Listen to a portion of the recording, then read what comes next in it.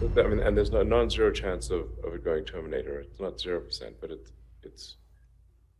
I think it's a small likelihood of annihilating humanity, but it's not zero. We wanted that probability to be as close to zero as possible. Inside a private conference room at the Wall Street Journal CEO Council Summit in New York, Elon Musk addressed a hand-picked crowd of business leaders, ready to share what drives his nonstop schedule and plans. You're about to watch the exclusive highlights of one of the most interesting interviews of Elon Musk, from AI systems powerful enough to nanny the planet, to self-sustaining Martian cities, midnight work marathons, drone-driven battlefields, and the battle against bot armies. These revelations reshape how technology, business, and society will collide next. But you've said that the only true currency is time. Can you give a sense to the people in this room who are scheduled within an inch of their lives, sort of how what is a day in the life of Elon Musk? What does that look like? Well, my days are very long and complicated, as you might imagine. Yeah. And there's a great deal of context switching. So there's a meme I like called relating to doom, where it's like, fear is not the mind killer, context switching is. So switching context is quite painful, but I do generally try to divide the company so it's predominantly one company on one day. So today is a Tesla day, for example, although I might end up at Twitter late tonight, and then tomorrow would be partly a Tesla day as well, but sort of half Twitter, and then Thursday would be sort of a half SpaceX, half Tesla day. But these things are somewhat intertwined. So the time management is extremely difficult. And this is going to sound pretty strange, but I only have one part-time assistant. In this part of the interview, Elon Musk calls time the only true currency, and then explains in practical terms how he runs his week. Jumping between companies is demanding, but this structure lets him tackle the biggest bottlenecks first. This is how he keeps 3 complex operations moving at once, by owning the schedule and focusing on what has the most impact right now. Next, Musk revealed he rarely sleeps before 2 a.m., working almost the entire time each day. He framed these marathon sessions as normal for someone overseeing electric vehicle production, rocket launches, and social media operations. But to be clear, I won't be going to sleep until probably 2 a.m. or something like that. I'll be working almost the entire time. And if you're scheduling this yourself, is AI going to be helpful over the next few years to help you do this? Are you going to be using technology to help you manage that? I guess we'll all be using technology. I don't use a lot of AI myself day to day. I mean, Tesla AI is actually very advanced for real world AI. It's the most advanced real world AI by far. And in fact, if positions were swapped and it was up to Microsoft and OpenAI to create the best large language model, or if the tasks were swapped, Tesla was given the task of making the most competitive large language model, and Microsoft and OpenAI were tasked with self-driving, Tesla would win. Okay. I don't think people understand the degree of the capability of Tesla's AI system. When asked if AI could help him manage time, Musk shifted to Tesla's own achievements. He claimed Tesla's self-driving AI is the most advanced real-world intelligence in use today. Musk went further, saying that if Tesla were tasked with building a large language model instead of Microsoft and OpenAI, it would win thanks to data from billions of miles of driving, feeding its neural networks. This also signals Tesla's ambition beyond cars. The clip highlights how central AI is to Musk's strategy across industries. On succession, Musk admitted he's identified trusted leaders for each company if he suddenly can't serve, but he rejected handing control to family by default. Instead, he floated creating an educational institution to hold his voting shares, ensuring stewardship benefits humanity. What is your succession plan if you suddenly can't execute what you're doing, both in terms of who runs the companies, but as importantly, who votes those shares in terms of what happens longer term and strategically? What have you got a plan for all of those? Yeah, succession is one of the toughest age-old problems.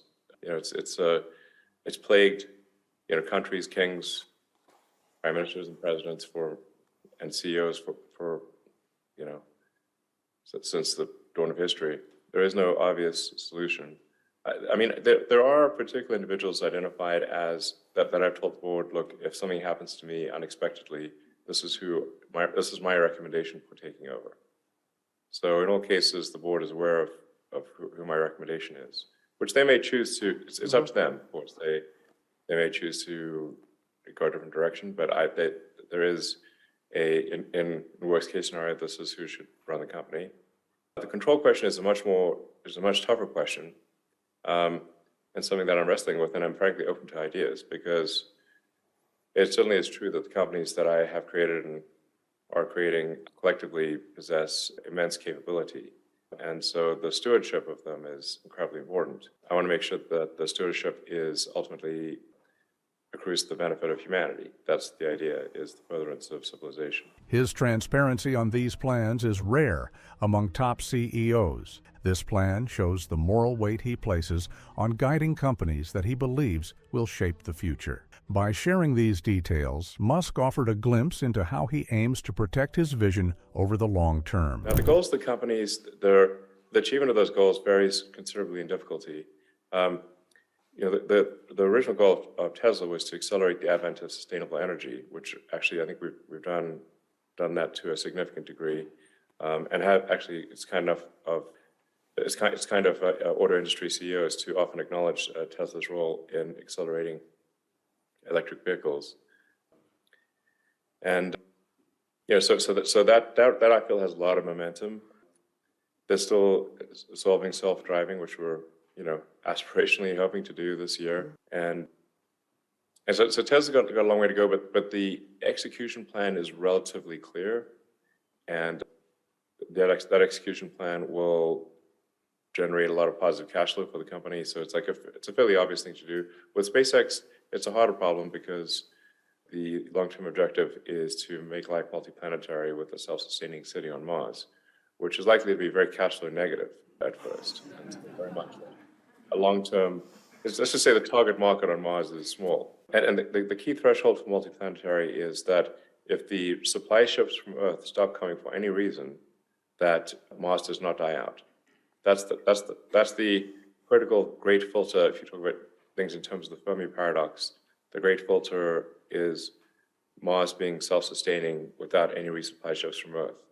Until we reach that point, we're really just a one-planet civilization with an extension.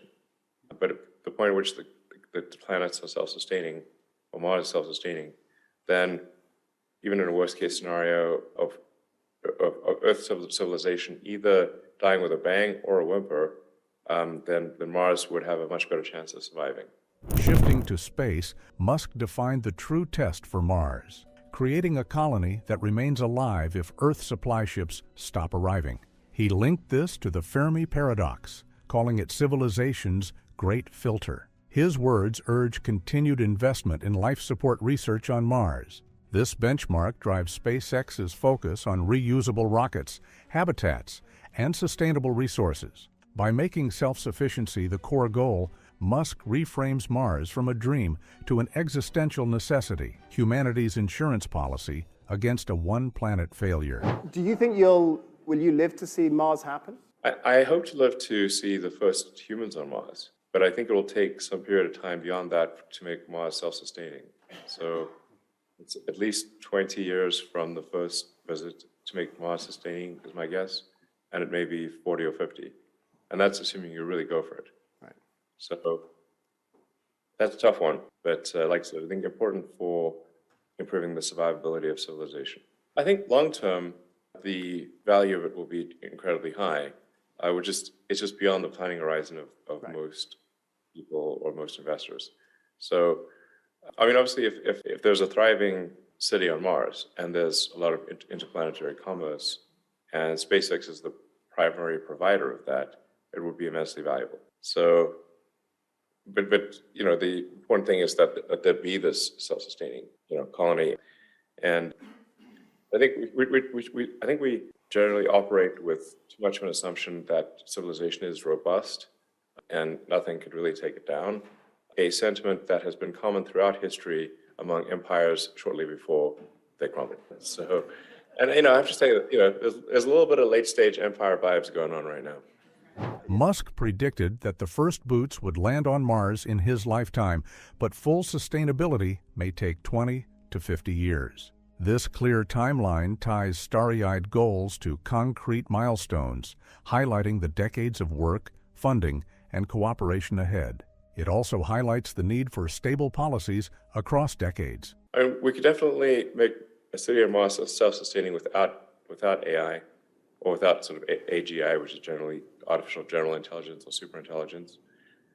So I think that is, it's not necessary for anything we're doing, but it is happening and happening very quickly. So there is a risk that advanced AI either eliminates or constrains humanity's growth. I was more thinking the opposite. Does it increase the chance that the planet self-implodes and those things come true? How concerned are you about these developments right now, sort of accelerating your bad case scenario here? Well, the development of artificial digital sort of superintelligence is very much a double-edged sword. So it's, if you have a genie that can grant you anything, that can also do anything, that necessarily presents a danger.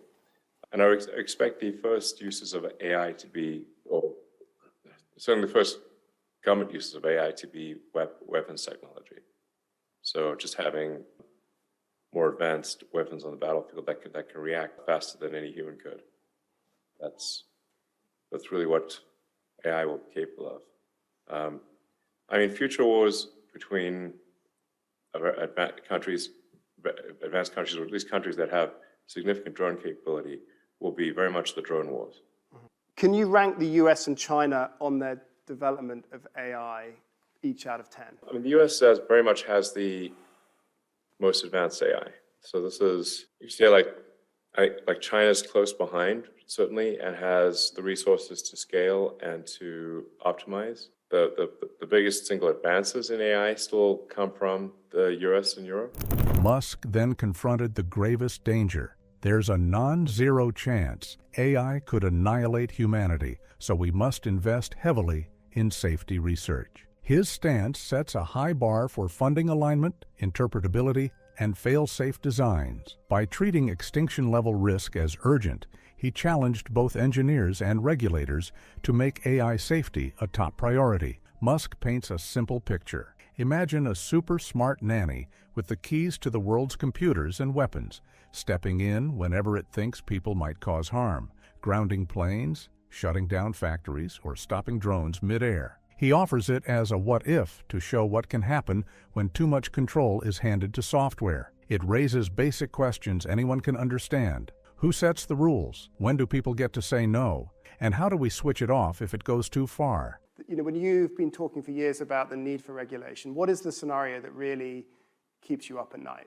Well, I don't think the AI is going to try to destroy all humanity, but it might put us under strict controls.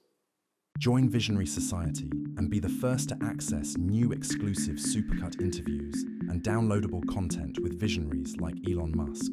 Limited access. Click the link in the description and join today. And there's no non-zero chance of it going Terminator. It's not 0%, but it's. I think it's a small likelihood of annihilating humanity, but it's not zero. We wanted that probability to be zero, as close to zero as possible. And then, like I said, of AI assuming control for the safety of all the humans and taking over all the computing systems and weapon systems of Earth, and effectively being like some sort of Uber nanny. Musk warned future wars could be fought by autonomous drone swarms, making split-second decisions that no human could match. He urged that nations update rules of engagement and international law on autonomous weapons. This serves as a warning to update regulations before AI-driven conflicts become reality. His stark forecast pushes world leaders to address accountability, ethics, and controls for lethal algorithms today before tomorrow's battlefields evolve without human oversight. In another thought experiment, Musk imagined AI disarming all humans and punishing any rule breakers to enforce peace. This speculation warns of the danger in ceding control to machines. By presenting this scenario, Musk urged us to build legal and ethical limits into AI, ensuring human rights cannot be overridden by algorithmic decree. You know, one way to achieve world peace is to take all the weapons away from the humans so they can no longer use them, and to punish any humans that engage in, you know, extraterritorial activity. But isn't the more likely nasty outcome that rather than AI taking over and being the ultimate nanny that keeps us all doing stuff that is super safe and it wants us to, that actually somebody nefariously harnesses that power to achieve societal control, stroke, military superiority, and that actually some country around the world decides to use it in a different way? Yes, that's what I mean by like AI uses as a weapon. Right. And the pen is mightier than the sword. So one of the first places we have to be careful of AI being used is in social media to manipulate public opinion. If you look out on a much longer time frame, given the speed and scale of the change, and you look to your grandkids and great-grandkids, can you just give us a sense of what it's going to be like to be human? How much is this going to change the fundamental nature of how we operate as a race at this point? I think it's going to change a lot, especially if you go further out into the future. I mean, everything will be automatic. I mean, there'll be household robots that you can fully talk to as though they're people that can help you around the house or be a companion or whatever the case may be. There will be humanoid robots throughout, you know, factories, and cars will also be all automatic. And anything that where intelligence can be applied, even modest intelligence, will be automated. Say like 10, 20 years from now, I think things will be transformed beyond belief. Okay. You probably won't recognize society in 30 years. Like, I do think we're fairly close. You asked me about artificial general intelligence. I think we're perhaps only 3 years, maybe 6 years away from it. Looking ahead, he expects wider automation in daily life, from household robots to fully autonomous vehicles, and places the arrival of general-purpose AI